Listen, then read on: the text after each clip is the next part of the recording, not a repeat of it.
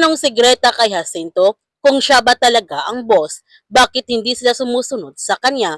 Sino ba talaga itong email? Bakit parang may personal siyang galit sa kanila, sa kanyang asawa at anak niya? Ang sagot niya, Jacinto, na sinasabi ni Emil na may atraso sila sa kanya, lalo na ang kanyang asawa. Nagtanong ulit si Greta kay Jacinto kung ano ang kanyang alam sa pagkatao ni Emil. Ang sagot niya, Jacinto, na kasamahan niya dati si Emil. Dating pulis ito, pero nasangkot sa droga. Utang na loob ni Emil ang buhay at kalayaan niya sa kanya.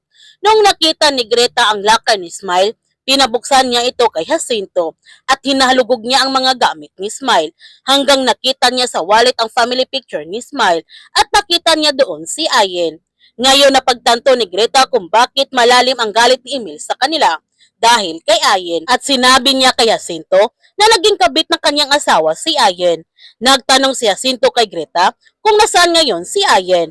Ang sagot ni Greta na hindi niya alam. Bastang alam niya, walang dapat makalam na siya ang nagplano ng lahat ng ito. Gagamitin nila iyon para gantihan sila. Sirain. Nagtanong si Jacinto kung bakit gaganti si Emil. Kasalanan din ng kanyang anak na kumabit ito sa kanyang asawa. Ang sagot ni Greta, basta, kailangan matigil na ang lahat na nangyayari ito. Ang sabi ni Jacinto na siya nang bahala kay Emil. Sinabihan ni Greta si Jacinto na kailangan mawala ni Emil. Kahit makuha niya ang pera, gagamitin niya ito. Gagantihan sila ni Emil. Kapag mawala na si Emil, mas malaki ang makukuha nila. Maghahatian sila sa pera. Ang sabi ni Jacinto, malinaw ang usapan nila ni Emil tungkol sa partihan. Ang sabi ni Greta, kung tutupad siya sa usapan nila, gaano ba niya katagal kakilala yung taong na yan para pagkatiwalaan niya? Ang sabi ni Jacinto, may utang na loob sa kanya si Emil at kailangan niyang bayaran ito. Nagtanong si Greta kay Jacinto, utang na loob? Tumatanaw ng utang na loob ang demonyong iyon? Hindi ba niya nakikita? Hindi siya sinusunod ni Emil. Binabaliwala lang siya ni Emil. Tatry rin lang siya. Kung ako sa kanya, unahan na niya si Emil. Yung mga tauhan ni Emil, siya ba ang kumuha? Ang sagot niya, Jacinto, hawak niya mga iyon. Sinabihan ni Greta si Jacinto na sabihin niya sa kanila, huwag nilang saktan ang kanyang asawa at ang kanyang anak. Wala nang patayan, wala nang masasaktan. Nagtanong si Jacinto kay Greta, paano yung dating niyang bilin? Ang patayin si Wendy. Yun ba pa rin ang gusto niyang mangyari? Ang sagot ni Greta, basta ang priority niya, ang kaligtasan ng kanyang pamilya. Samantala, napatanong si Finn sa kanilang lahat kung saan sila pupunta. Wala nang pulis na ririsbak sa kanila. Nagtanong si Liam kung sana ba si Arisa. Bakit walang dumating na reinforcements? Ang sagot ni Luna, hindi na bumalik si Lieutenant. Hindi rin nila alam kung nasaan ito. Nagtanong si Magnus kung sinabi ba ni Greta kung saan ito pumunta. Ang sagot ni Wendy, gusto ni Greta na hanapin silang dalawa ni Liam. Bigla na lamang tumakbo si Greta. Sinubukan nilang pigilan si Greta pero ayaw niyang magpapigil. Nagalit naman si Liam dahil ang dami nila pero hindi nila pinigilan ang kanyang ina.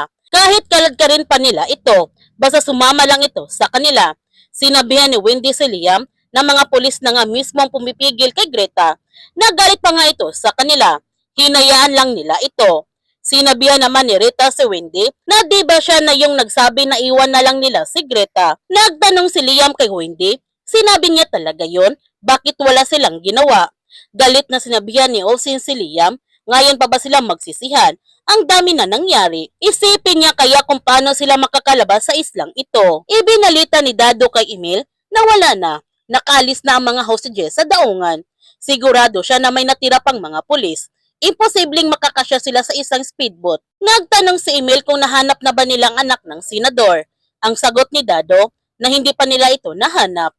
Ang sabi ni Emil, kailangan nila mahanap ang mga hostages, lalo na yung anak ni senador. Kapag nalaman ni Senador Maristela na hawak nila ang kanyang anak, hindi ito papayag na lulusubin ng pulis ang isla. Yan ang kanilang alas. Habang si Olsen, nagtatampo naman siya sa kanyang ina at lolo na kinakampihan nila si Liam at hindi siya iniintindi nito. Pinalaya na nga ni Senador Maristela ang kapatid ni Lucas. Ngunit nagalit si Senador Maristela na hindi sila tumupad sa usapan at walang palitan ang nangyayari.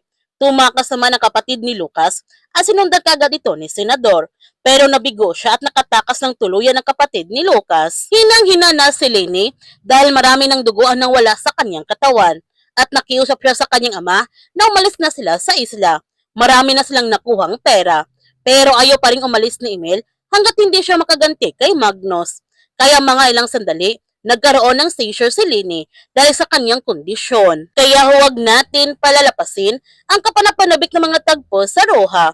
Kung bago ka pa channel ko, don't forget to like, subscribe, and click notification bell para palagi kang updated sa mga videos na upload ko. Thank you for watching and God bless everyone!